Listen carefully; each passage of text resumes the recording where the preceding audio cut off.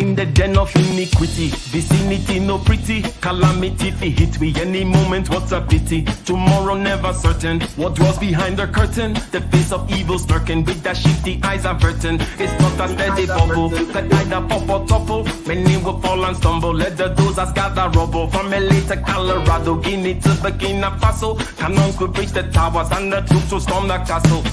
I say, run, run, come, make we get it.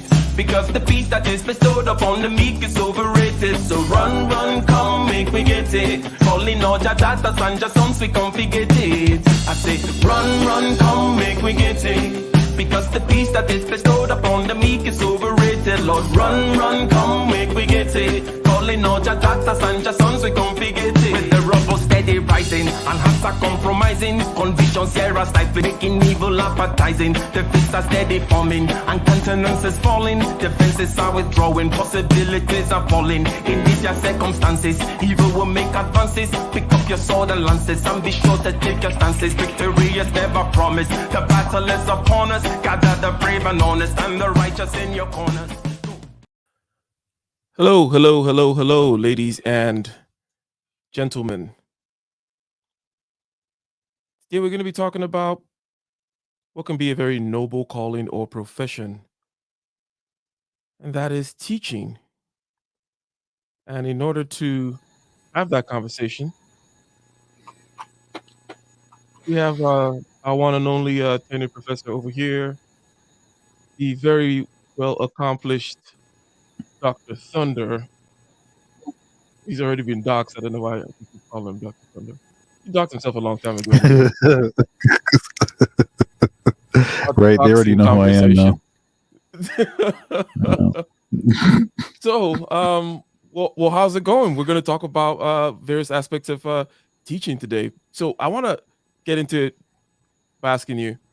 You talk about music a lot being the thing that opened the door. So it's kind of like the first passion, the thing, and then other doors open. Is there anything similar in terms of in teaching? Is there any kind of passion, natural talent, or aptitude for, or anything like that you would kind of say that relates to music, or even if it's different from what the music thing is? But describe the whole getting to the teaching from the music, and also what about the teaching is similar to that on the passion side of things. Yeah, so it's good to see you again, Ike. We're here to get some ish done, Yeah, and I forgot to even introduce ourselves in the show, but oh no, that's fine, man. They know who we are, man, and they know where I work too, because they told all my business. Unfortunately, it's actually not that big a deal because I didn't really hide any information, so uh, anyone could have found out who I was anyway. It's pretty easy to locate. Anyhow, I think it says actually if you just go to my website, all that stuff is there. Uh, so anyhow, yeah, teaching is a noble one of these noble callings. I remember when I was in college, and the term instructor or instruct comes from a word that means to force, whereas the word that we get teach from comes from a word that means to edify. So this is teaching is the thing. Now, in order to teach, you have to be able to do something. You have to know something. You can't be a good teacher and be lousy at your discipline.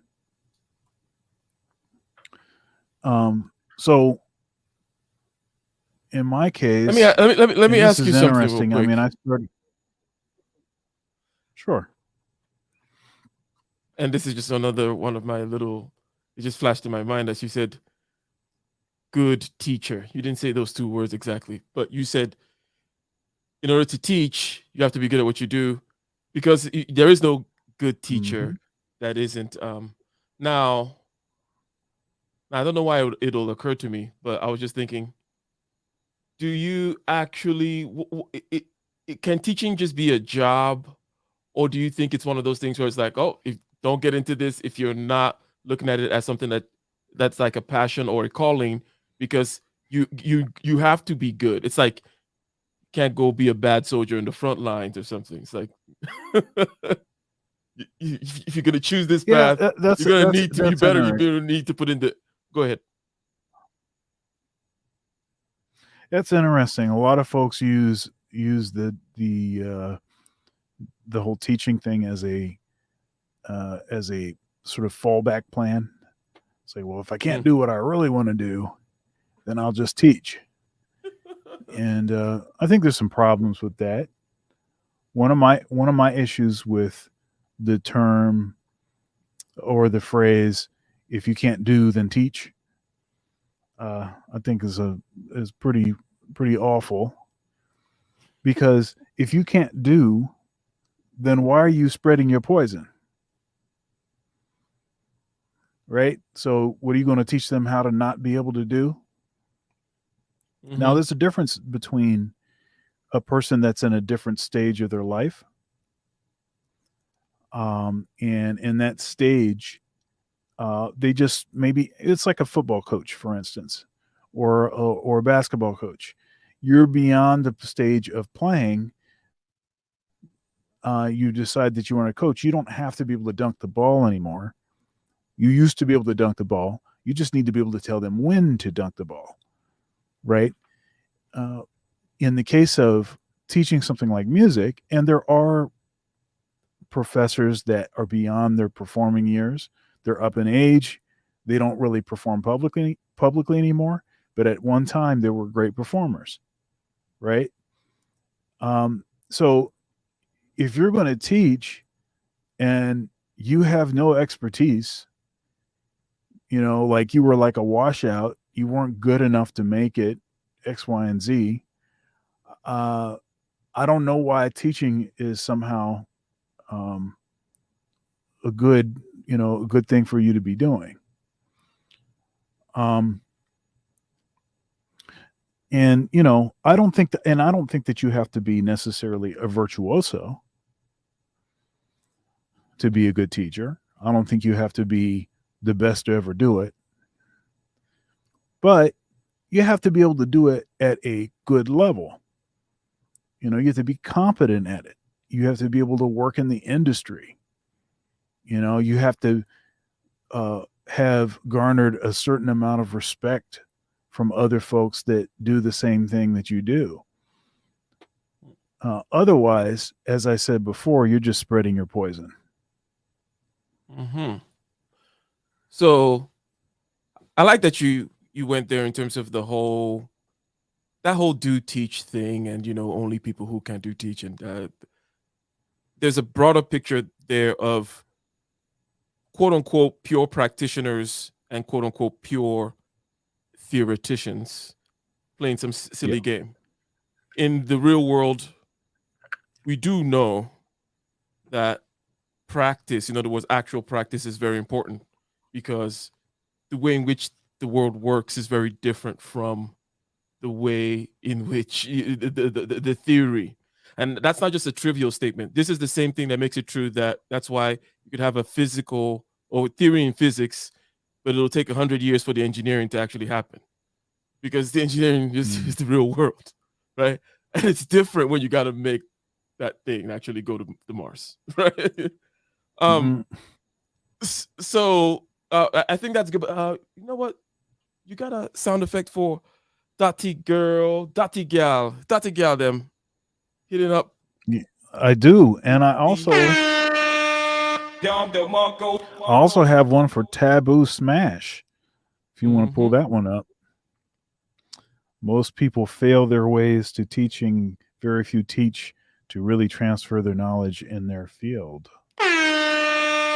Yeah, and this thing here said by Taboo Smash is what I'm really getting at here, and that's why I asked from this point of view of because it does seem like one of those calling type professions, right?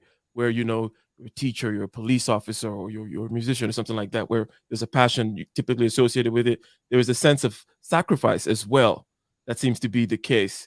Do you see that sense? Is there anything that is a sacrificial about the whole or do you lose something in the music side of things? There is that possibility of becoming the starving artist or whatever. That's a sacrifice, a chance you take. Is there a chance you take when you in the teaching profession in any level, or you could take it from wherever your tenured professor all the way down to whatever other levels people want to be teaching, from adjunct to community college to high school, whatever, right? Is there a risk? Is there a Are you saying, is there a risk of not being able to sort of realize your true dreams of being an artist by being a teacher? Oh yeah, I shouldn't have mixed up the two, brought in the music category, but similar to there's a certain kind of sacrifice that you take in the music thing. There's a certain kind of connotation out there that in teaching is the same way. Teachers make a sacrifice. They could be CEOs of the company, but they are down here for the children. I'm going to tell you. I'm going to tell you most of the time that's cap. Okay. Stop the cap. Yeah, most of the time that is cap. Yeah, because it's almost like folks saying, you know, you all should really appreciate me, and you should really listen to what I'm saying because after all, No, I could actually be doing X, Y, and Z, and I'm I in a had an noble opportunity profession. to do I'm this a or monk. that. Yeah, right. Yeah, and so that kind of totally takes away the whole point. Uh, I'm going to retell a joke that I just heard earlier today that I think is appropriate. Hopefully, I don't botch it too badly. It's a joke that I've heard before, but I haven't heard it for a Sure. while. So, okay, so I want to say that this must be in I don't know, maybe this is in uh, a temple. Okay, so I'm not sure if that's where it takes place, but it seems like it's in a temple. Okay. We'll take temple or And library. Go ahead. yeah, and the rabbi, there's an old rabbi, and he is kneeling, and he is, uh, and he's rocking, and he's saying, um, you know, I'm nobody, Oh. I'm nobody, right?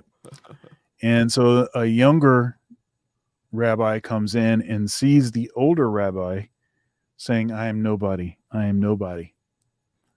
And he becomes so moved by this that he too gets on his knees and starts to rock and says, I am nobody, I am nobody.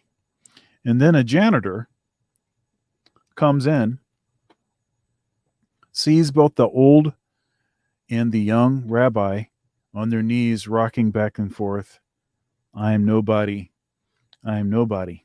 So he feels so inspired by this. So he too gets on his knees. I'm nobody. I'm nobody. And right when the janitor gets on his knees to start saying that he's nobody, the old rabbi and the young rabbi look at each other and says, look who thinks they're nobody. Yeah. So um that is yeah, that is your good small hat joke there. That's a good Jewish joke right there. Yep. That that's a Jewish humility for you. Now, I think that okay, we've kind of tapped in here that it seems as though even in our talking around it, even though you didn't answer directly and say yes, I have a passion for teaching, but you said can be noble and and all these other kinds of things, and you've called cap on people whom try to make it seem like this kind of suffering, whom tried to make it a fellow traveler with the suffering artist motif, if you will.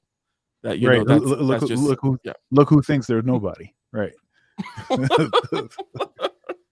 Okay, so Right.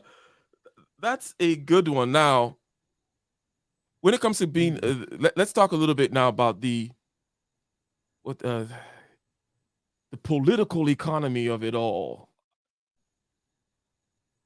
At Yeah. tenure, what are the numbers for people whom are trying to be tenure track professors or even get tenure versus the available slots, right? Yeah. Yeah, it's very competitive. I will tell you that when I applied for the position I'm now in, um, so I applied. It would have been back in 2004. So I applied for an assistant professorship. It was a tenured track position, and that's different than an adjunct position or Mm-hmm. a contracted position. Now they're doing this thing. Well, where they will hire so-called professors of practice, but they're not on the tenured track, and they'll hire them in like a 3 to 5 year contract, and then that contract can be renewed. there's been a sort of reduction in the number of tenured track positions around the country. They've been sort of reduced, and a lot of those positions have been filled with folks that are adjunct or so-called part-time folks. Maybe somebody that just teaches one class, that kind of thing. Mm-hmm. And so anyhow, when I applied for the job, there were it was about 70 applicants for the position, and there were 7 finalists.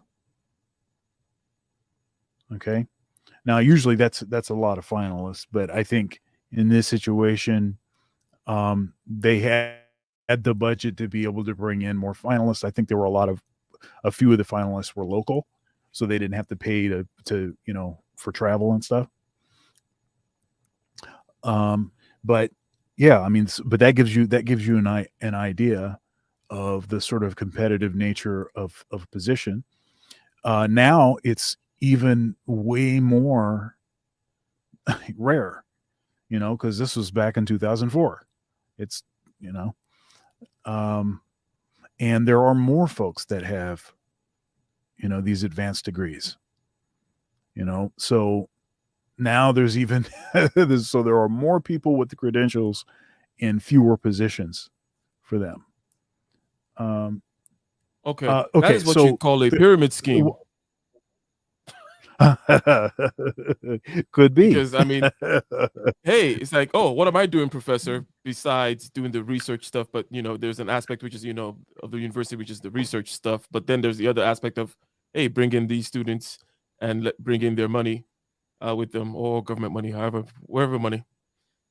And I'm going to teach them, and I'm going to train a lot of them to be professors, presumably take my position, but I'm never going to leave, and it's going to become a multi-level marketing scheme.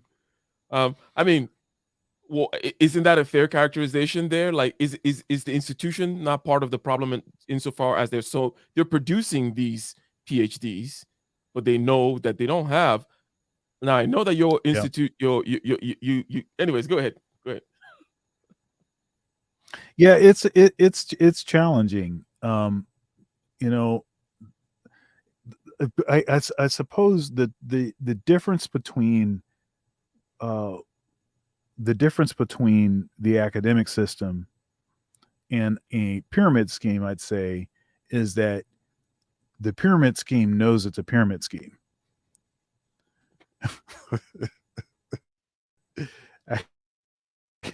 Academia doesn't recognize that, and you still have a lot of folks that are arguing this sort of altruistic sort of arguments about bettering your mind and all of that kind of stuff. Academia is about broadening the mind. It's about taking an adventure in the thought realm.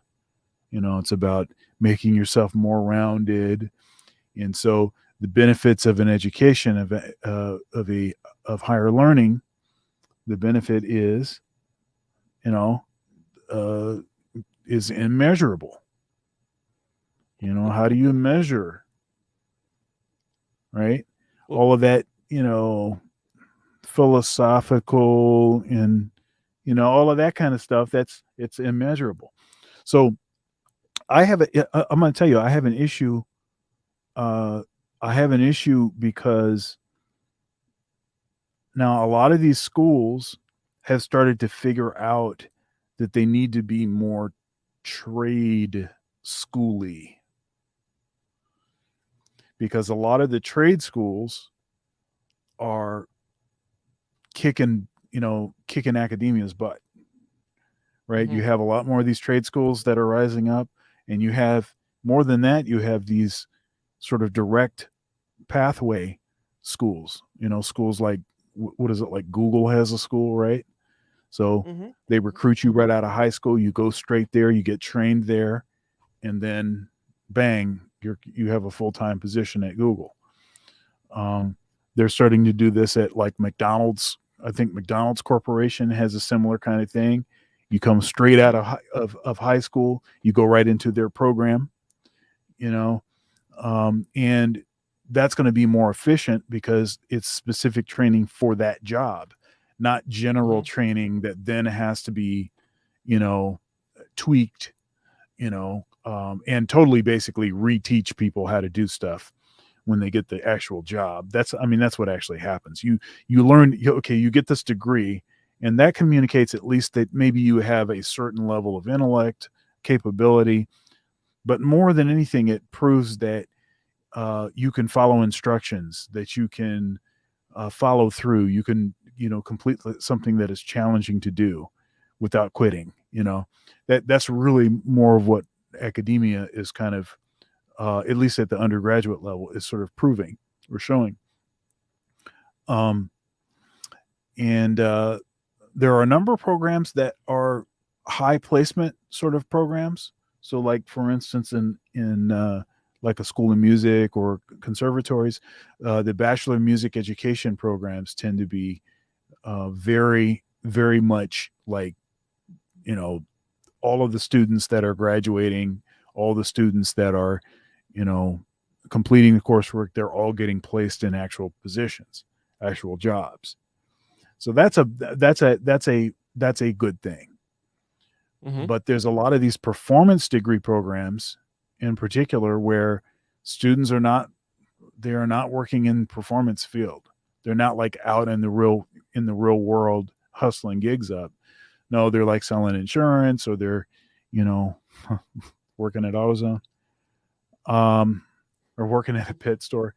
They're doing other stuff other than what they went to school for. Now, I don't know that there's a way to really fix that problem totally, but I think that a lot of these programs are starting to figure it out, that they're going to have to change the way they're offering these degree programs. They're going to have to offer stuff that's more specific to what the students actually need. And they're going to have to stop being so expensive. Yeah. So let's say you take, because I think there was a certain kind of a weird uniformity that's going on right now. So before, you had, like, I'm going to have these elite institutions that do focus on the liberal arts, and we can swim and have all that intellectual gymnastics, which you alluded to earlier. And that can be the land where that is done. And presumably that is for a different type of person with different prospects, right? And they probably come from a certain a level of status already, and they go to Harvard. Someone and they study. that already has a trust fund. Yeah, and I don't see anything wrong with that, because and so they ain't gotta make no real money. It's mainly like a place where people go meet each other, and it's a dating service and a marriage arranging marriages, right, amongst the people. And those people want to do that. That's what they want to do. They don't want their kids mixing up with right with certain other folk. Okay, and that's perfectly fine. And institutions that and insofar as and then but then I'm not saying that. In other words, I do believe that there's something as a great intellectual lineage or patrimony or whatever that can be studied, either from the great books perspective of just, from Plato to NATO, whatever, or whatever it may mean. That the liberal education actually creates that frame of mind whereby you're aware of several narratives happening, and that there's so many different epistemologies and so many different aesthetics and so many different political philosophies and this and that. And so you're less likely to swallow narratives whole cloth. So goes people are still going to do silly things and do what they do. But I believe that the liberal education does work. In other words, in the liberal arts, but it's like a trade school of its own, right? It's its own trade school, right? And then, like a trade school for marriage or something. Trade school for marriage, trade school for status, or trade school for liberal arts. Because let's say you wanted, let's say you had because leisure and scholarly are similar in derivation in terms of the word, the meaning of the word, etymology, and also in terms of actual fact, to be a scholar is to be a man of leisure in a certain sense, to be a man of the book. You're working, but you're not. It's differentiated from in the farm. So if you're Aldous Huxley, for you're not example, digging post holes. you're not digging post holes.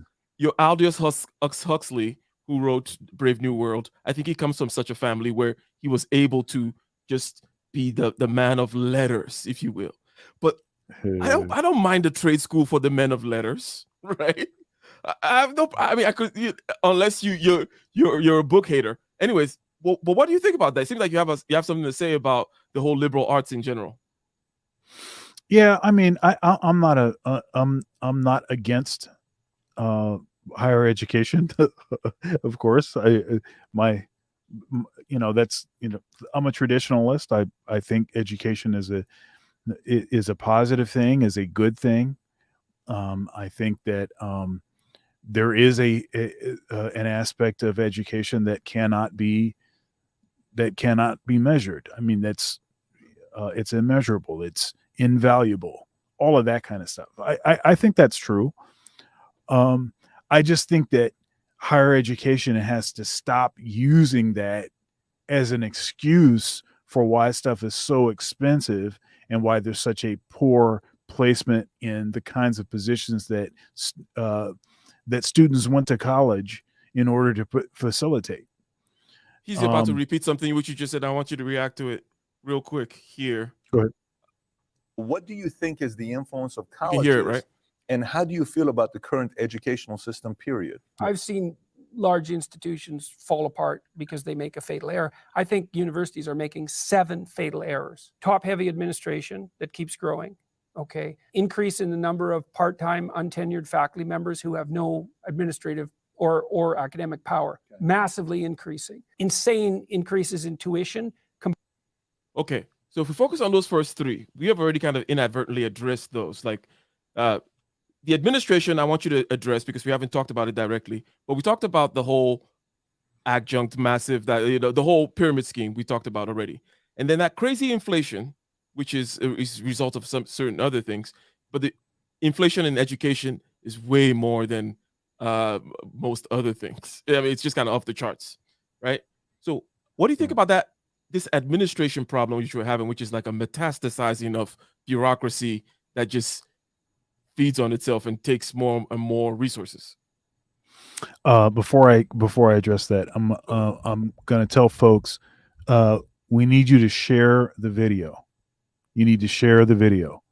It's obvious that certain topics and certain content creators are being sort of shadow banned in order to help the algorithm to make a different decision about this sort of content. Then we need everyone to share. We need you to share the video. We need you to like. If you're not already subscribed, then you need to subscribe, and you can support the show. You can continue to support the show. Again, we'll take Super Chat. We'll take EBT. We'll take, we'll give you half cash, for face value of your food stamp, all of that.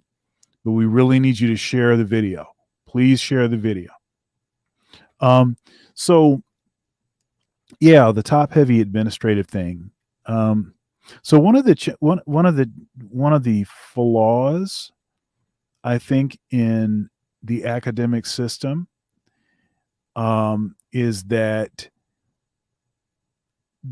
the tendency is to have people that have not really been trained as administrators functioning as administrators, right?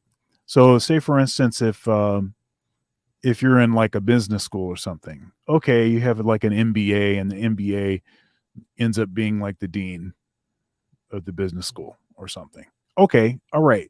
Then that dean actually has business experience, understands how to, administrate. But what about the, engineering or English or the arts or something? Now, it's possible to find people that have that expertise. It's possible to find people that they basically learned how to do it by taking more responsibility a little bit at a time until they figured out, it's possible, but it's almost like it's despite the system as opposed to facilitated by the system. And so that's a problem. And so it makes it much more likely that these kinds of sort of top heavy administrative structures would exist, because the folks that are, all of the people that can have those positions, they're all tenured professors. Okay. And Right. you think the tendency of incompetent administration just tends to become larger and top heavy and unconstrained and weird, and a committee for Yeah, everything and stuff like also that? you're not going to necessarily see it as a problem. I think somebody Okay. that's like a savvy business person is going to say, they're going to look at this and be like, what? This cannot function this way. Yeah, you're know, increasing. No one just increases their overhead rent. And isn't that's really what the inflation in the fees are paying for, right? In the tuition, right? We're talking Yeah. about massive exponential growth from, like, if you look at, let's say, from the 70s to now in terms of like the cost of education, way more than any other thing. And then you see the administration growing. Isn't there some kind of a connection there? Yeah, one of the I don't know that I'm going to answer your question with this, but it's related. One of the things I notice is it seems as though, and I've seen this over and over. I've seen this played out over and over. It's not always the case. Mm-hmm. There are exceptions to this. There are some really terrific administrators that came through the system, and despite the system are very good. But one thing I've noticed is that often is the case that people that do a bad job are promoted. So if you do a bad job, in particular as an administrator, you'll get promoted. Now, you may not necessarily get promoted in the same institution, although I've seen that also. Mm-hmm. You'll get promoted by going to another school within academia, but at another school, right? And because often is the case, they're looking for folks that have a certain level of experience and that can talk a good game, which being in academia would, you'd be able to talk a good game because that's kind of what the thing is.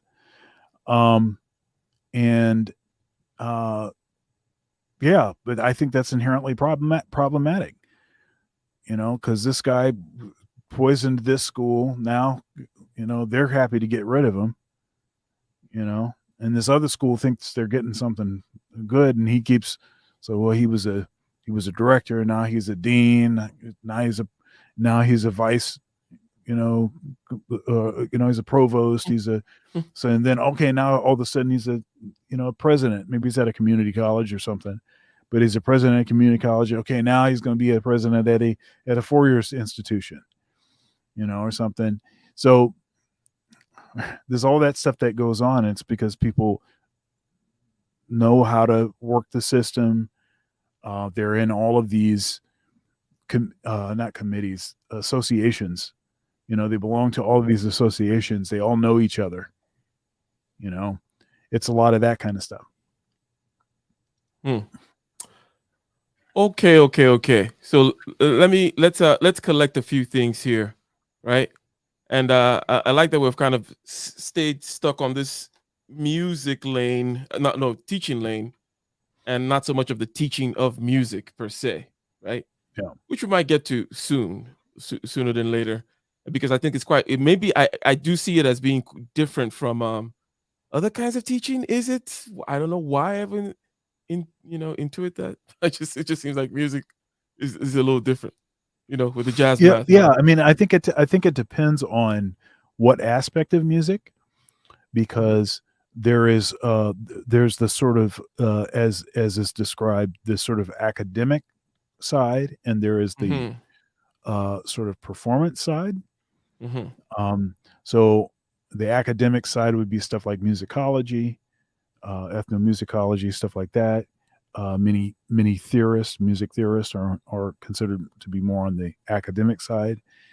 And then you have the stuff that's on the more performance side. Okay, Mhm. now both of them take their own sort of path. You need different sort of skills to excel at either.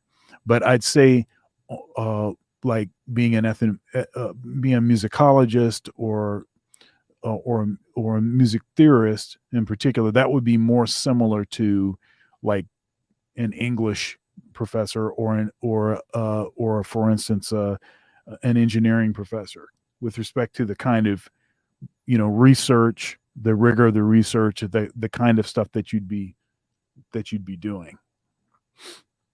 The discipline would be different, but the other stuff would be different. But the other stuff would be the same. Shout out to Kyodor in the building. Checking in for a few. Thank you very much. The support is very much appreciated. You're always holding it down. And I know about the email that I said I was going to respond to, which I will be responding to. I just came back to the States a week ago, so still settling in and whatnot. But Kyodor, always holding it down, always supporting. Another round of applause. $50 super chats. So checking in for a few. Shout out. So let's continue here with what Mr. Peterson is saying here. Because it turns out that he is actually enumerating certain problems that you're shedding some light for us on. Let's see.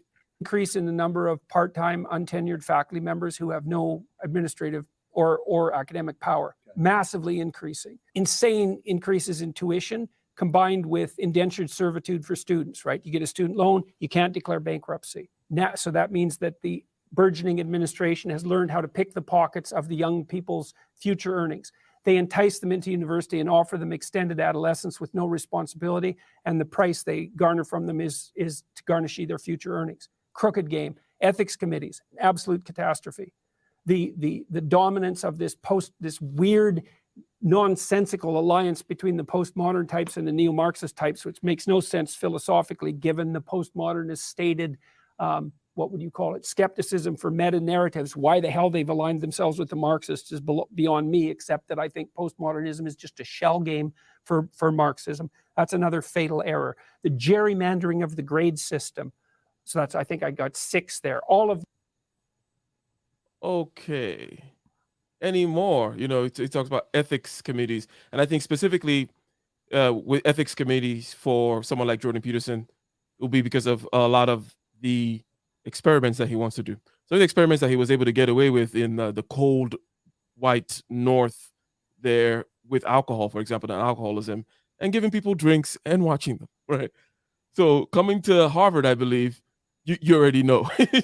I see you'll be like, oh, what do you mean? You know, now we gotta have to have a 3-year study about the committee to approve the experiment of the, you know. So ethics committee of that sort, but also he then talked about the whole postmodern Marxist thing, meaning the whole wokeness, which is in part of the HR / whatever kind of mood altering organs are there in the university. Any other things to say about what he has added to the list? Oh yeah. Let's see here. What was I going to say? Why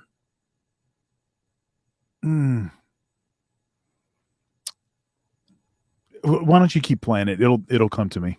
Those. Okay. They're not good. They're fatal, I think. I got it. And so I think that. All right. So one of the issues is also these institutions are sort of a law unto themselves. In other words, they can prosecute within their own institution and within academia. They can prosecute and pass judgment pass judgment. In other words, they can expel you. They don't have to necessarily have a valid reason. No, valid is not the right word. They don't have to have a reason that would hold up in a court of law. Okay. Matter of fact, a lot of these committees that they have that are making these decisions, they're not folks that necessarily have legal training. They're just people that they're just on this committee because they were interested in, I don't know, what is it? Student, I don't know, policing, behaviors or whatever, certain things that they thought that were running rampant on campus, and they want to be part of what, turns the tide on that kind of behavior, whatever. So that could be the reason that they want to be on a committee. So say, for instance, there's an EPAR accusation, domestic Duracell, allegation, and a student, a male student who's never ever had any issues, never done anything wrong, has been a good student. He just made a bad decision. Say he went and he got drunk, just like everybody else did, and now this girl is claiming that he did X, Y, and Z. There's no proof. There's no evidence of that. Once more, both of them are inebriated. So wait a minute. So she's not accountable for her behavior, but he is accountable for his somehow. It's a strange kind of scenario. But then he gets marched up to this committee and they say, you are guilty. He doesn't get a lawyer. He doesn't get none of that. You're guilty. We want you out of here. So then he's like, okay, guess what? Let me go to another school. This just didn't work out here. I can get a second chance over there. The first thing they're going to ask you is, why were you expelled at such and such a school? You're done. Mm-hmm. You're done. And you're probably in crazy debt too. So you're in crazy debt. So say, I don't know, you didn't make it through all 4 years. Say you made it through your third year. So say you're $80,000 in debt. So not only are you $80,000 in debt, you can't even go back to complete your degree. And there's this big, this big mark on your record. It's really horrible. That's something I really have I have a real big issue with that, because we know, we know that a lot of this stuff happens to athletes, student athletes. We know that there's a lot of stuff, probably disproportionately stuff that happens to student athletes. And we also know that disproportionately the student athletes, especially if you're talking about football or basketball, what they're going to look like. Mm-hmm. Yeah. So it seems to be something that's sort of stacked up, at least structurally stacked up in a way that will probably disproportionately impact Black folk. Mm-hmm. And on the other end, you have like someone like Brett Weinstein, for example, who gets, run out of some crazy place, and people wonder why wasn't able to get something else somewhere else. But it's like, no one wants to deal with the drama, right? Even though they know the insanity, and you're not able to take the judgments, as you said, they're not, these judgments will not be upheld in the court of law. Not even the judgments, but the standards of evidence, I believe you're probably referring to, right? Yeah. What is considered evidence and stuff like that is different. There is no standard of evidence. There is no standard of evidence. Hey, we want to call this random person that has no connection to anything. They're totally prejudicial because they have stated on social media, and this is even prior to this going down, that they hate the defendant's guts, and they think he's so come on, man. But this is the kind of stuff that they be dealing with. You know. I see. Okay, cool. Let us continue here. The issues with the teaching game, the institutions up there. Continue. I don't know what's going to happen to the university system over the next 20 years, but I'm certainly not optimistic about it. So, and I've hired some people. This is a big problem we just discussed, and I've got this little solution. And so I know I'm talking about a little solution. That'd be an interesting book if you were to write about it. Well, that'd be an interesting thing if you wrote about it. I've hired some people to build an online education platform, and they've been working on it for 6 months, and we have a bit of a prototype, and we're trying to figure out how to build an alternative. You know, you said, look, if the conservatives are so concerned about the liberal media, why the hell don't they go out and build their own media empire? It's like, well, if I'm concerned about the education system, then why don't I try to generate an alternative to it? You're doing it. Yeah, I'm trying to. Right. I mean, the probability that it will succeed is like zero because it's an impossible task. But we're trying to build a platform that would help people use their online time more productively and keep track of it. So imagine that everything that you taught yourself on YouTube could be accredited, and you could be rewarded for. Okay, so Stanford. Okay, now this dovetails with what you were talking about earlier about the university model, and we were breaking it down and saying, hey, it is all after all these apprenticeships and these trade schools. You follow the kind of German way where you get sent to particular trade schools, and there's engineering school over here, there's this and that, and pretty early on, and there's not this idea that everybody is going to be a man of letters, right? I think that. Again, that particular school, I like it. There's nothing wrong with it. Either you can get it outside of education, or you're privileged enough to study the liberal arts. Now, what's going on here with the additional things you just mentioned about the possibilities of changing the way we learn now? You mentioned before that they're changing their model to be, what I mentioned earlier, the trade school model. But also there's AI, which everybody always talks about in the future, that'll take away all the jobs and change everything. There's the internet, which is with us right now, which is what Jordan Peterson is kind of talking about too. Stanford is producing a lot of content out there. Well, not content, like the actual courses that cost, $750. Like that's not chump change, right? Pay $750. I learned this particular C++ course at Stanford, and it's a Stanford certificate afterwards, right? So what do you see 10, 15, 20 years in the future with regards to how education will change the certificate structure, the certificates and whom's granting them, and where and how do you see the landscape changing overall? There's going to have to be massive changes. I see it moving more towards more of a trade school sort of model. I think that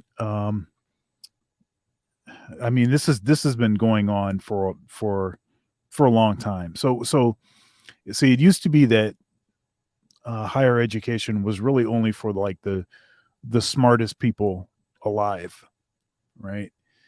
And then eventually it became a sort of an extension to high school. Right?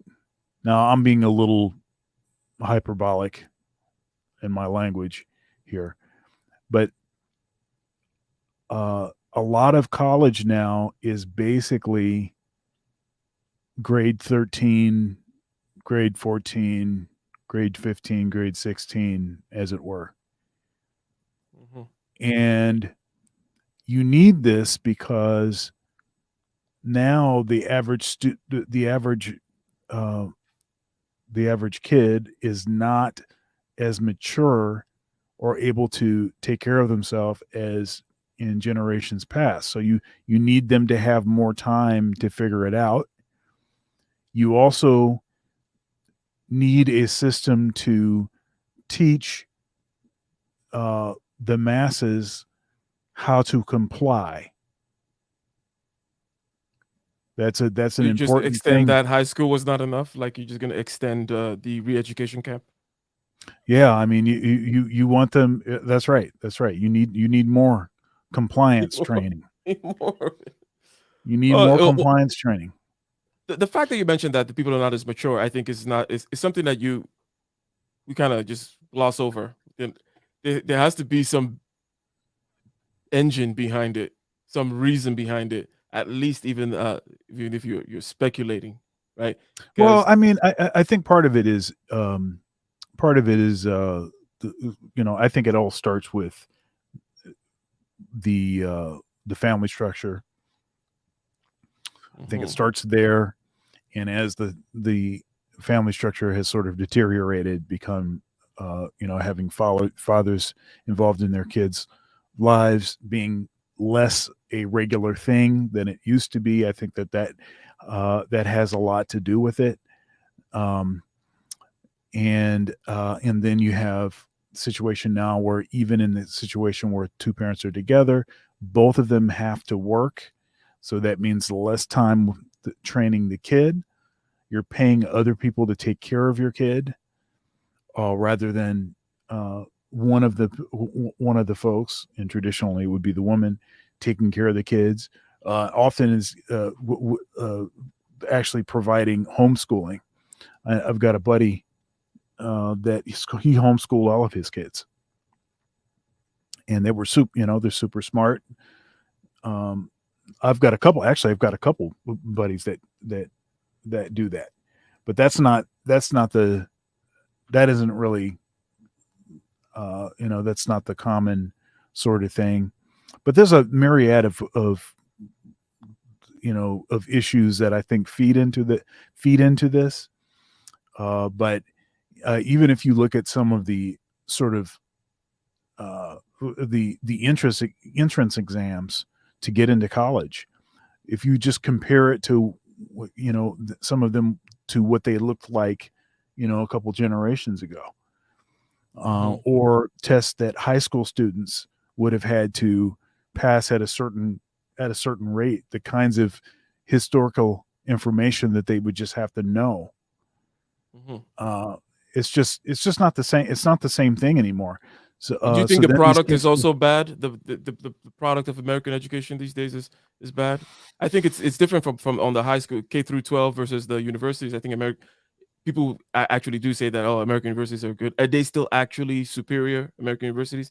Has the product overall gone down, even though the universities are still better than the K through 12?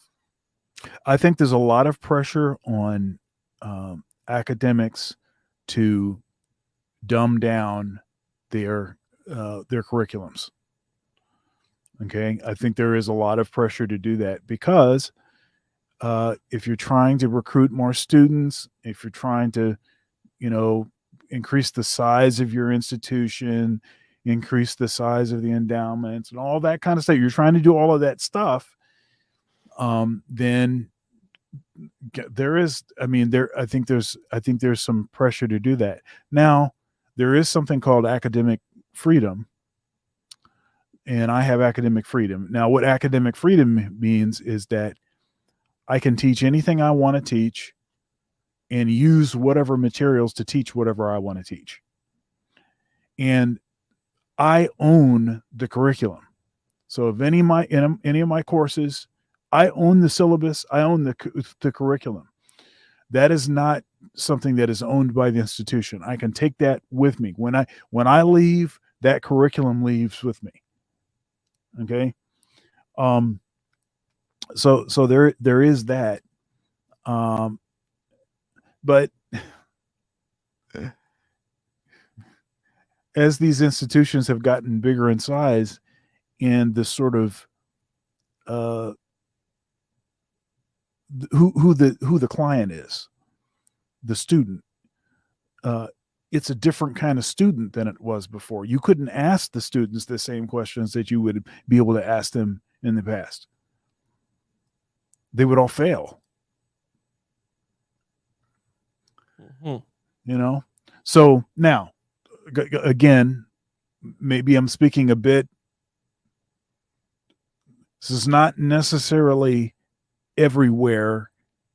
It's every institution has not been affected as much by that. So there still are institutions that still are, this whole elite thing really means, you really can't get in unless you have, they do all these background checks, all this crazy stuff. I mean, students are not going to get in unless they really can hack it. But a lot of the state schools, even big name schools that you think, they have these certain standards. Yeah, there's an expectation of an ACT score or an SAT score. But I'm telling you, man, some of these schools are doing away with the ACT and SAT scores. They're doing away with that. They're saying, hey, you don't have to do that. Now they're just going to do it based on, other criteria. So interesting.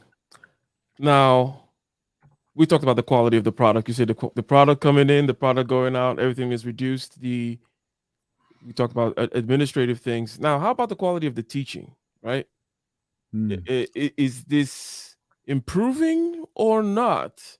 Are the handful of talented and worthy students that show up in these institutions, in some of the other still better institutions, are they meeting better teachers, or the teachers also now just disillusioned or under the thumb of administration or whatever it may be? I mean, I'm fortunate to work with terrific teachers. I mean, at the institution I'm at, there's terrific teachers, great scholarship, folks that are not just apt to teach, really have a passion for it. That teaching was not sort of a fallback plan or like a cop out. It's like this will be the way that I prevent from being homeless. So let me try that. It's not that. It's people that really, have that. They're great teachers, fine teachers. So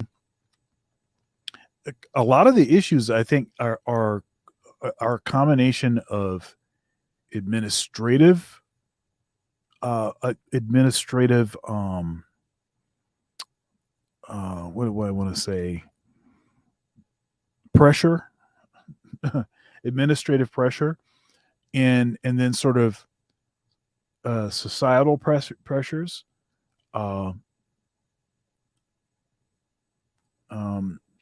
It's like a bad combination of factors,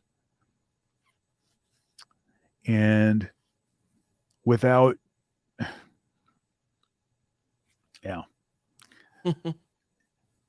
No it's a solution. hot mess. It's a hot mess. It's a hot mess. It's a hot mess. Okay. Yeah. I think then I suspect that the bigger mechanisms behind it and how they're shifting those mechanisms, largely being economic and whatnot, will cause this hot mess to more or less kind of disappear and for some kind of new order. Not that it'll be better immediately, at least, but something will change. It can't go on forever, right? Now, I want to ask, okay, when exactly, just real quick, because I didn't get to ask it in the beginning when I was asking about your passion for teaching, but when did you know that teaching was going to be the way? Because you said, because I know you've been playing music, you're playing saxophone since you were 6 years old, and then at what point were you like, oh, also there will be the teaching route? When did that come in? All right, so this is interesting. So, as Ike said, I started when I was 6. My dad was a great saxophone player, and my dad happened to not just be a great saxophone player; he was also a very good teacher, and he was a record producer. He had a record company. So now that was not his primary source of income.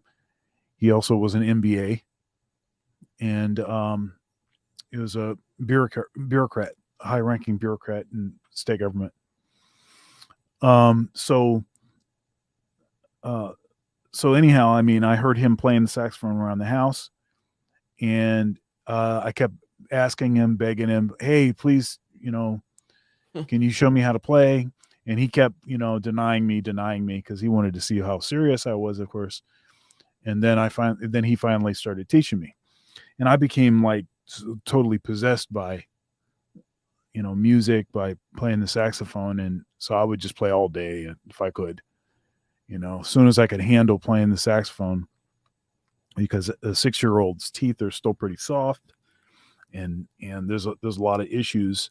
I got braces when I was pretty young because, my teeth I had a pretty severe overbite. I was the only one of my siblings that had the overbite, and both of my parents have like perfect teeth.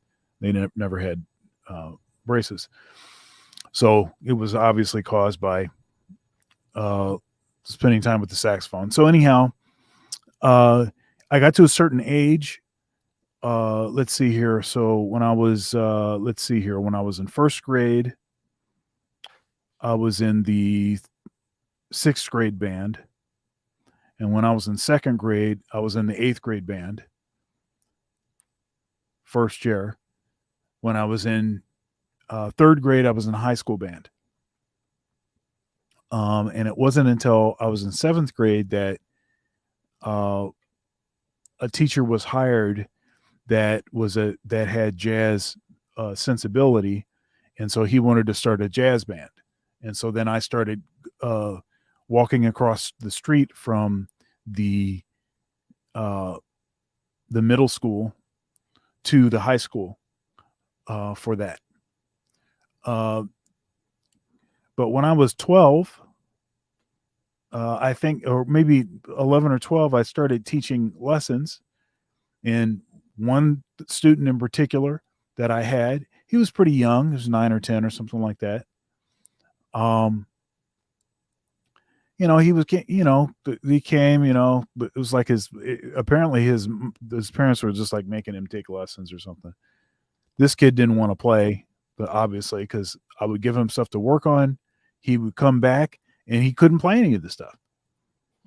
And I was very like, I was like offended for the music. I was like, how could you not take this seriously? Because, I don't understand what's going on. So I actually then and there vowed that I would never teach. I do not want to be a teacher.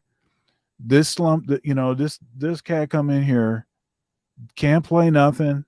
This is what I'm supposed to be looking forward to as a teacher. Forget that. Right. So I was like, I'm never teaching. I hate teaching like this. It wasn't until I was in college, and that a couple of my friends that this is funny because I was actually teaching a Bible study, and we were talking about what your motivational gifts are, right? We were trying to kind of discover this for each other. We had some reference material, and it was funny because so I was trying to say I was anything other than a teacher, because a teacher was, you could be motivated by teaching, or maybe by encouragement, or by service, or by administration, or like this. So there were a few different things. And I kept trying to avoid the teacher thing, though it's clearly what I am. It's clearly what I am, because if it wasn't music, I'm going to be teaching something, right? It's the kind of information that I collect, the analogies, the stories, if you look at like my bookshelf, the kind of books that are on the shelf, it's like a bunch of like, what is it? Expression locators, it's like a bunch of like, teaching kind of, books and reference kind of items. So I'm telling myself I hate teaching, but then they came to me and were like, look, man, you got to quit saying that you hate teaching thing, because you're clearly a teacher. Mm-hmm. Mm-hmm. And so I was like, okay, so what's up with this thing? So, and I was like a junior in college by the time I figured that out. And so I was like, okay, so what am I going to do then with this thing?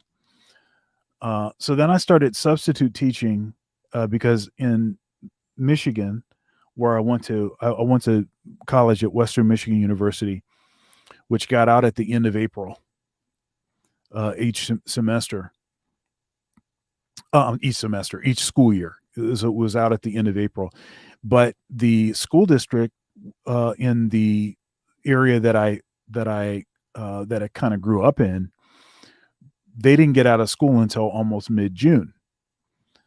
And in the state of Michigan, because there was a shortage of substitute teachers, the policy was you had to have 90 college credits. And then you had to take a background check, TB skin test, and you had to go through all of this training.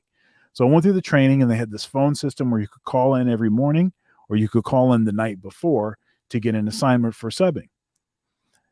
Now, because I had music expertise and because people knew me in the district, I would get even requested. People would request me to teach. So I could teach every day from like May 1st, all the way to about mid-June. And so that was a way that I got a lot of teaching experience. Mm-hmm. And then I started teaching a lot of private lessons. One summer I had 60 students. So I went around to these, because after I had been substitute teaching in the school district, I went and recruited. I contacted all the band directors and said, "Hey, can I come in your class and do a presentation?" I went in, I did a presentation. I played like saxophone, flute, clarinet, whatever. And then, I said, "Hey, here's a sign up sheet if you want to sign up for lessons, blah, blah, blah." I wasn't charging very much. And so I had 60 students, and I had more than that. I had like 100 and some students sign up, but it would, went down to, so it ended up, I had 60 students the first week. Now I let it sort of atrophy until I got down to about 20 students. And then I started teaching those 20 students all on one day. I started teaching students. So the way it worked was, I was living in Kalamazoo, of course, because that's where I went to school. And I would drive to my parents' house on a Saturday in the morning. So I would start teaching lessons at 8 a.m. And I taught all the way till midnight with only a short break for lunch and for dinner. And there were like 40-minute lessons. And I could make $400, $500 in one day, and I'm a college student. So this is a good thing. Mm-hmm. So that was a way that I got a lot of teaching experience. Was between substitute teaching and private lessons. I also, I taught an adjunct course at a college, at Kalamazoo College, actually, which is like an Ivy. It's not an Ivy. It's a like a liberal arts college. Mm-hmm. So, I taught a composition course there. And so after I finished my master's degree, I took a job as a pastor's assistant and band director, but I was teaching a apologetics course at the church. I was also a minister. So I did that, and then I did that for a year and a half, and then I left that church and I went to teach for a year and a half as an orchestra director in the same school district that I graduated from. I did that for a year and a half, and then, but meanwhile, I was also a band director at a church. I was a part-time. I was in another school district, I was a band director in another school district. Then I was also teaching between 15 and 20 students, because I had retained many of those students and recruited more. Of course, I was a professional musician, so I was gigging all the time, rehearsing, writing music, going to trade shows, producing records, all that kind of stuff. And then the fifth thing was something else. I forgot what the fifth thing was, but there's a kid or something. Oh, no kid. Oh, I was I was married, but anyhow, so I had 5 jobs of doing this concurrently, And then that's when I discovered the job at Ohio State, the posting for the job. Mm-hmm. Mm-hmm. And a buddy of mine sent me a posting and say, "Hey, did you see about this?" And so I got my stuff in, and the rest is history. I took the position. Mm-hmm. But that's, but all of that is like, I had the credentials, I had teaching experience, and of course I had skill. I could play. I could really play. And so since that was the case, that was who they wanted. They want somebody that had that kind of skill set, someone that could really play, so that they could pretty easily recruit students. Mm-hmm. Okay, because in the kind of position that I'm in, recruiting is a big part of it. Mm-hmm. It's a huge part of it. It's the most important part of it. Matter of fact, all of the students that are in a school of music or in a conservatory, they were recruited by one of the applied lesson teachers. So one of the studios had to accept that student, or else they wouldn't even be at the school. Right. So it's a yeah. So I mean, I gave you kind of a long story, but that was sort of what got me into the teaching thing, at least at the university level. Yeah. So you hated it first because you were disappointed that people were disrespecting the music. You got all Chef Gordon Ramsay, like, people disrespecting the salmon, overcooking the salmon, like what the like, yeah. And then, but you realize also, just like Gordon, that, oh, you know what, like I do like to teach, right? I do like to, yeah, but but well, something that people don't realize, and I certainly didn't, and I had to figure this out, is that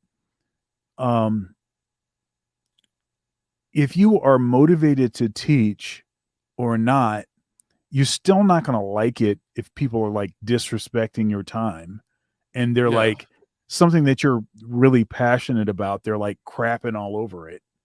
Who is going to like that? I don't care if you are apt to teach or not. If you're motivated or not, you're still not going to like that. That's not an indication that you hate teaching. That's an indication that you don't like people that waste your time.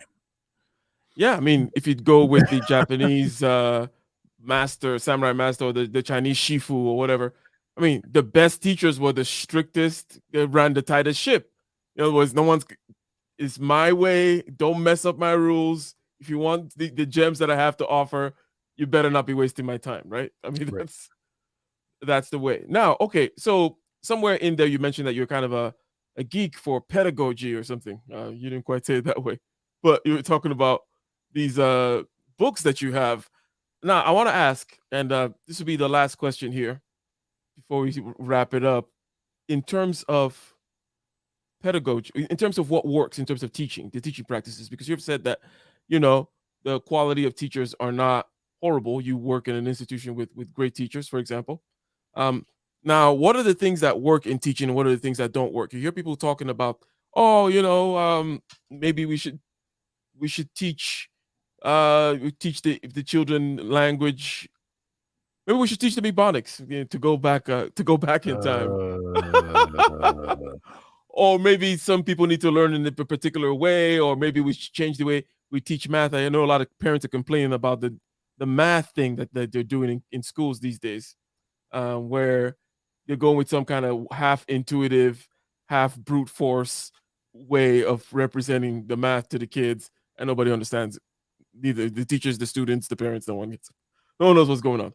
But what are some of the things that work and some of the things that don't work? Let me see here while you think of that, right? Just over the years, what actually works? What's something that they're pushing now that doesn't work that you would like to change? And let's see here while he talks about his program for helping you be organized with your YouTube learning. For that across time, and maybe guided through it so that you could track your educational progress along a whole wide range of potential learning opportunities. We'd like to build an online portal that would make your use of your online time much more productive and engaging. So that's what we're aiming Coming at. soon? Oh God, who knows? We have a prototype. And we've applied to Y Combinator. I don't know if we'll get accepted. Maybe we will, and maybe we won't. We've got all alternatives lined up. If Well, we're let not us know about accepted. it. We have some contacts. We would love to know more about it. I will let you connect know. with the right Yep. people. What's next for you, by the way? I mean, what are your aspirations? I mean, everybody has inspirations. And by the way, this is Patrick Bet David, the guy who's talking to. He's an interesting cat in and of himself. I don't know if you know him, but he is mentioning online a lot. That's part of also what may or may not work. You may even start from there, as in, what do you think about the online teaching thing? Is teaching an activity where people still mostly have to be in the same room? What are your thoughts? No, they don't have to be in the same room. There's only a few, I think, kinds of classes that would require that you actually be in the same room. So classes that have a lab. Okay, so that would be one. So chemistry, there would be certain chemistry courses that you'd have to have some sort of lab. So then you have to do that in person. Performance-based classes. So, for instance, like an improvisation course or ensembles, playing in an orchestra or in a big band or a combo or something like that. That would be required. But almost everything else can completely and totally be online. Almost. And the thing is that now we have because before, I think people were saying this, but then the detractors to that were saying, but I don't know if that's practical. I don't know if people are going to be willing to X, Y, and Z. They were saying all of that kind of stuff. But then the pandemic happens, and then people are forced to do it. And so I think what that did is it demystified several, aspects of the process of, things that they didn't know how things were going to actually work.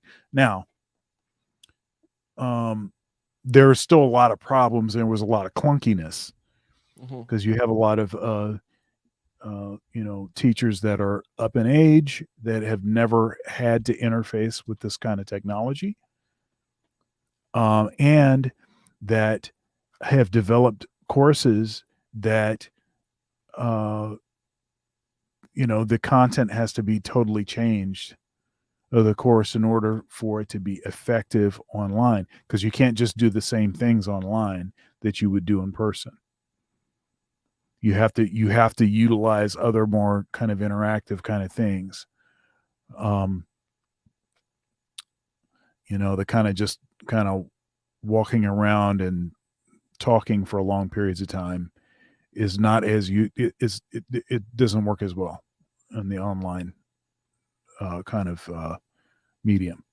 So online is a go. It's generally yes. There's some kinks, we will work through it. What are some things in terms of the means and method of teaching that are not working that you would change right now?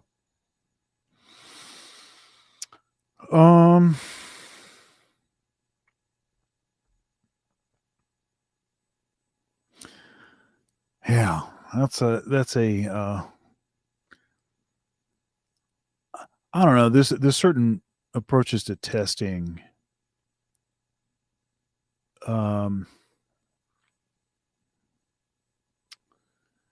Yeah, there's certain approaches to testing that I think can be that we can find better ways to ascertain what aspects if of a testing? student. Okay, so say for instance,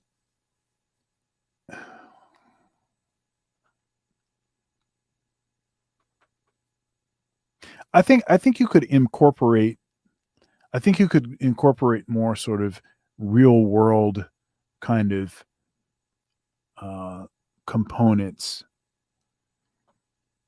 in either a testing situation or in the just general information gathering, the imparting kind of thing. So for instance, rather than 90% of it being book based, maybe a higher percentage of it being, hands on kind of learning. So one of the things is that we know that men, in particular, guys tend to, especially young men, tend to be much more responsive to stuff where you're working with your hands, and it creates less abstraction.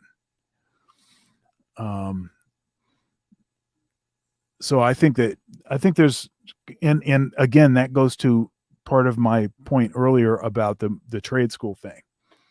I think that's part of the reason why the trade school thing is a lot of people are like really into that. It's like, it's less sort of like abstract stuff and, let me read this book and then answer some questions about the book. Rather than that, it's like, okay, well, maybe you still have to read the book, but the way that you show you understand what's in the book is by some sort of project. I definitely see what you're saying, and I agree. And I think that perhaps the institutions themselves, academia itself, might need to learn a little bit from the world of practice. In other words, and it is more true in certain departments than others, right? There's some departments, the ones that have labs and stuff, even though there's still a lot of sociology and politics and crazy stuff going on because of economic conditions. But in some places, you can't really fake the experiments or fake the equations and stuff like that in physics, right? But there are other places where you can sort of do that. But there's some middle ground places where there can still be actual practice in the world that you can judge, is what I'm saying, right? There's some places where you can actually go out there and you can see, okay, this guy that actually traded in Wall Street for 12 years versus our analyst guy here whom, learned all kinds of calculus and computer programming and you never actually traded. There's going to be a difference, in actual reality because of that thing I mentioned earlier about like physics versus engineering. When you actually try to do stuff, things are, you have to learn a whole lot more. You have to contain a whole lot more. You have to deal with all the variables, keep the environment out, all that kind of crap that's going on in the real world. So I think that kind of real life, being able to complete a project, as you said, rather than looking at citations of professors themselves, even, right? Just number of citations purely. But what has this person done, right? If they started, like they're serial entrepreneur, if I started 5 successful companies in a row, maybe that's worth something too, right? Yeah, and that's a challenge because I don't know if it was on your show or it might have been, but I was saying that whole thing about how that whole getting credit for life experience stuff. You do. Yeah. That's like, and the thing is that before I went back for my doctorate, I was a tenured professor at a major university. Okay, so you did it the other way, right? Right. Right. I mean, the job that I had, so it used to be, okay. So in a performance area like saxophone performance, the terminal degree was the master's degree. It used to be that the master's degree was the terminal degree for performers. Matter of fact, in arts, there's a Master of Fine Arts, MFA, right? So not just a master's in music, but then also MFA. Those were the terminal degrees. But then what happened is, and this is always what happens. It's like, okay, well, other areas have doctorates. We want to show that our folks are also, learned and, like this. And this is academia. Doctor sounds good, like this. So then they created these musical doctorates, right? So in particular, a DMA, which is the kind of degree that I have, it's called Doctor of Musical Arts. And so they created that degree. So now a DMA existed when I applied for the position, and there were a bunch of folks that had doctorates, DMAs, that applied for the job that I applied for, but they didn't get the job. Okay, so it's not a lock that because you have this terminal degree that means you're going to get the gig.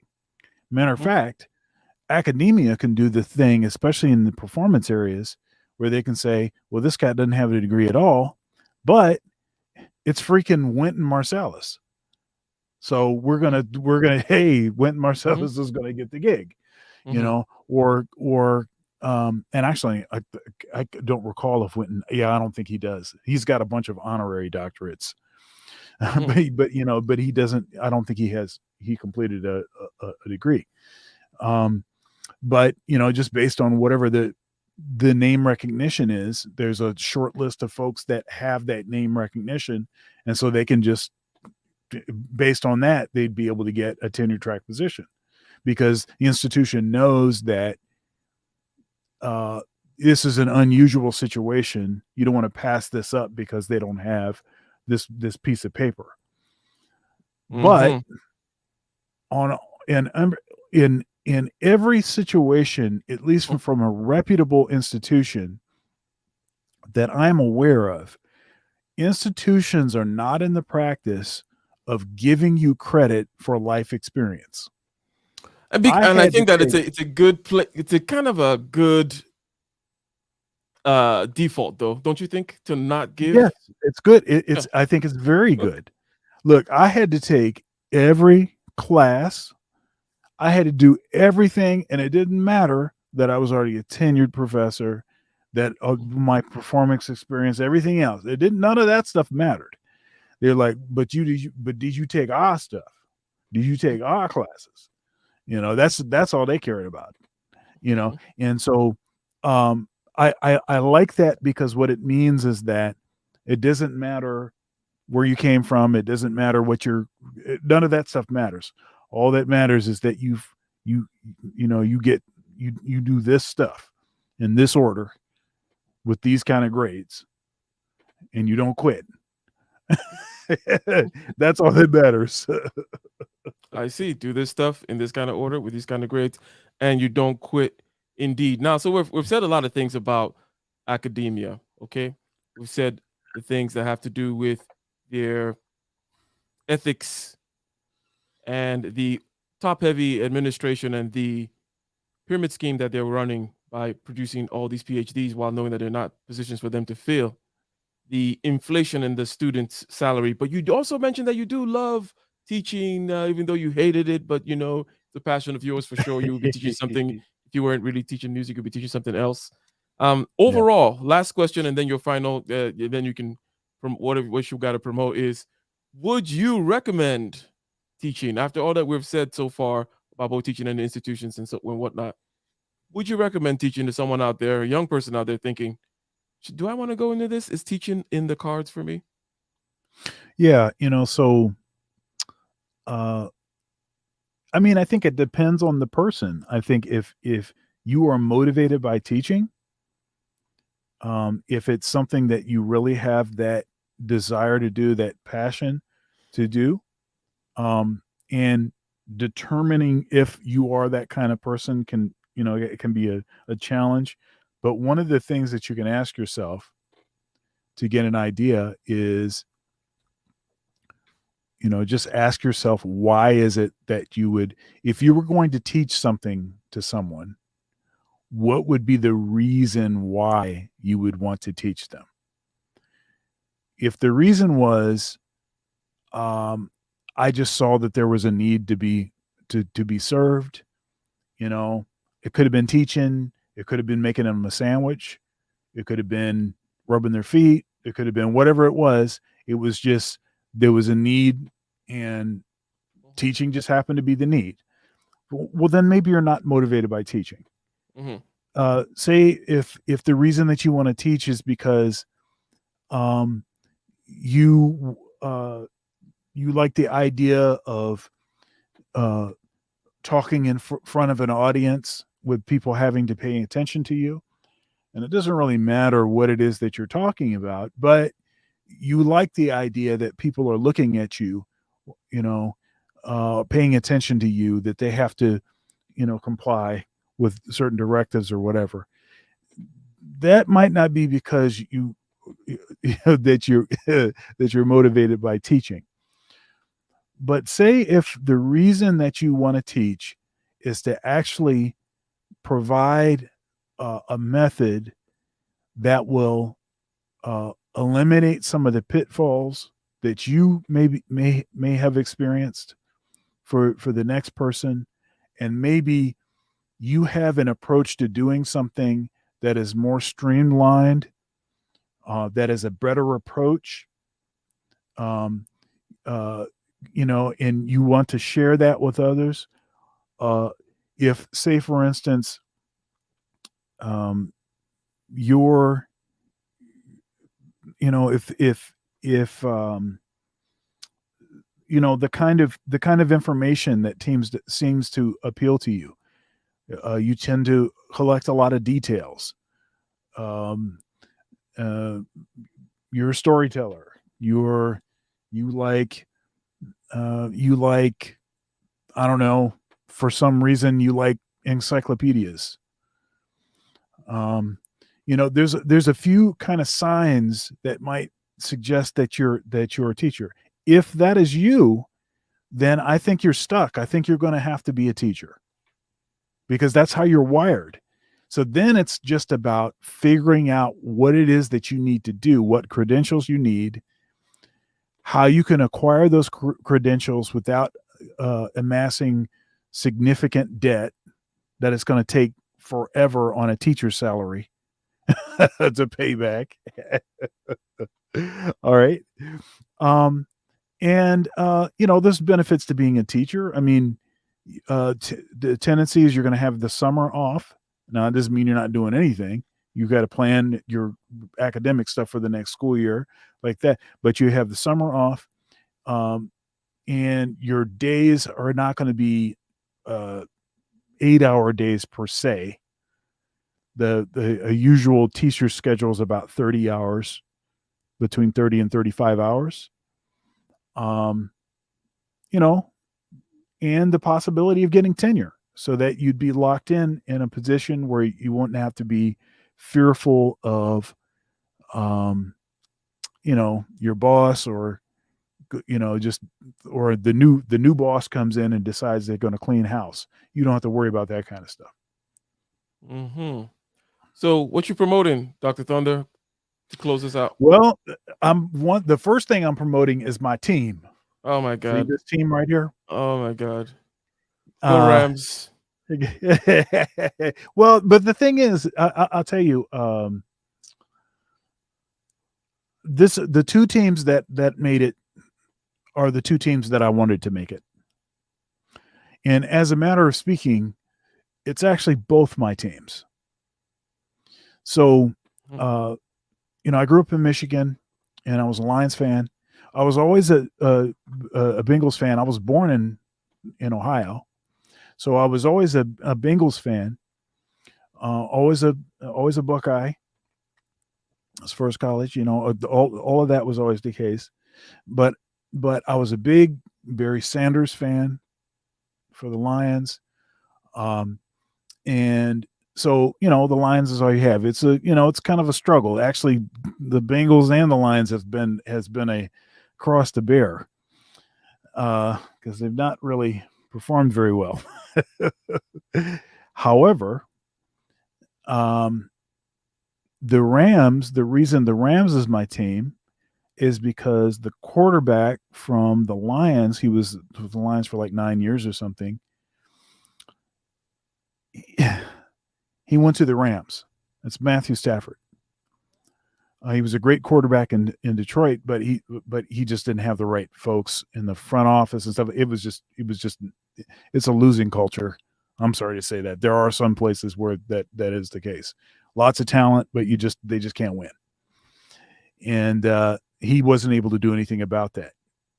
So it was great for him to get out of there to a team like the Rams that was stacked with talent. And so, in a matter of speaking, both of my teams, so like the Detroit Rams, as it were, and the Bengals.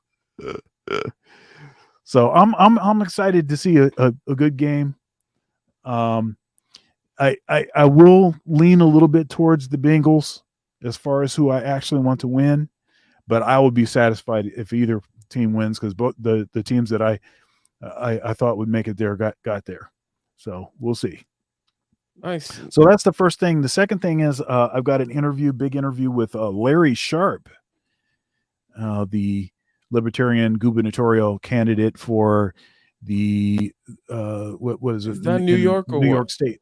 New York. It New- was New York State. It Okay. was, what was this, in 2016 or 2018 or something? But anyhow, he's got a large platform. Probably he is the best researched politician that you probably ever heard of. Like this dude, he has a policy prescription for every issue. You cannot think of an issue that he doesn't have actual policy worked out for. It's pretty astounding. Heavy dude. I'm focusing on black men in February. And so I'm interviewing him. I've got a couple other interviews lined up that are going to be very interesting. I'm not going to be doing the Thunder's Thoughts on Thursdays, on this Thursday, because I'm playing with the I'm playing with the Columbus Jazz Orchestra this week. So it's going to be a great concert series. It's like a Valentine's Day, show or whatever, although it's not actually on Valentine's Day. But it's going to be great. It's going to be great. And of course, I'll see you on Sunday on Case Closed. We had a great show on Solo's channel. Unfortunately, unless you're a Patreon of Solo, you cannot actually see that now because he pulled it down. But, it was a pretty spicy conversation. Indeed. It's good stuff. Become a patron of Solo and check out the. Are you going to be streaming the performance anywhere, or can they listen to the performance anywhere? No, yeah, Okay. it won't be streamed. I think there actually is a stream for it. If I think of it, maybe I'll put it on my community tab or something on my channel. But no, you'll just have to drive to Columbus. Nice.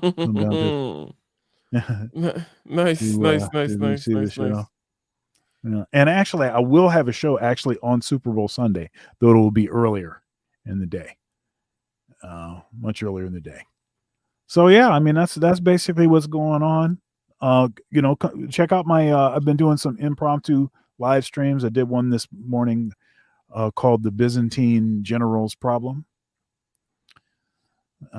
Byzantine Generals Problem, and I did one. Let's see here. I think it was yesterday.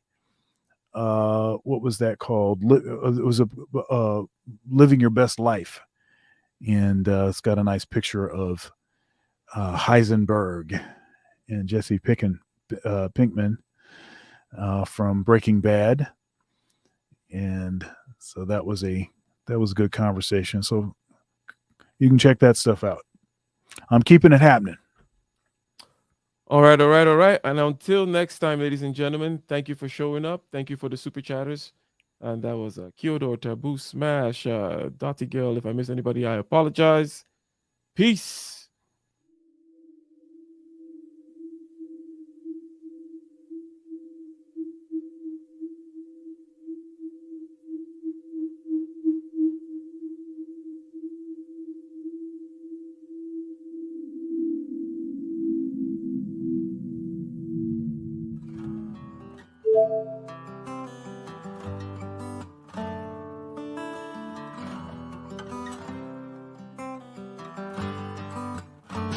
in the den of iniquity. Vicinity no pretty, calamity fi hit we any moment. What a pity. Tomorrow never certain. What dwells behind the curtain? The face of evil lurking with their shifty eyes averting. It's not a steady bubble that either pop or topple. Many will fall and stumble. Let the dozers gather rubble. From LA to Colorado, Guinea to Burkina Faso. Cannons could breach the towers and the troops will storm the castle.